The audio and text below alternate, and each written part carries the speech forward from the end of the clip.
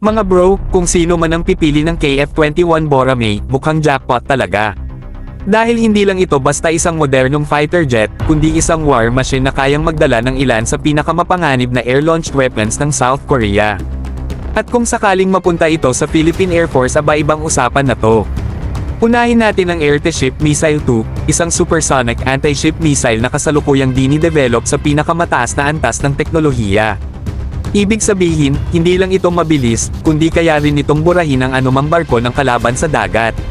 Kasama nito ang KALCM, isang long-range precision strike cruise missile na ginawa para sa stealth attacks. Kapag meron tayo nito, walang kalaban ang ligtas, kahit pa nasa dulo ng horizon. At syempre, hindi pa tapos dyan.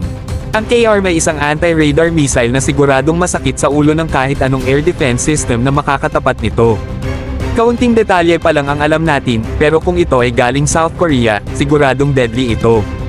Kasama rin sa arsenal ang KGGB-2, isang next-generation glide bomb na parang SDB-2 maliit pero precise, at kayang tumira ng malayo nang hindi napapansin.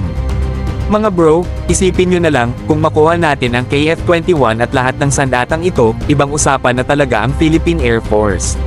Mula sa air-to-ship at long-range stealth attacks hanggang sa precision bombing at anti-radar strikes, magiging mas lethal at flexible ang ating Air Force sa kahit anong labanan. Ito na ang klase ng deterrence na kailangan natin para protektahan ang ating teritoryo.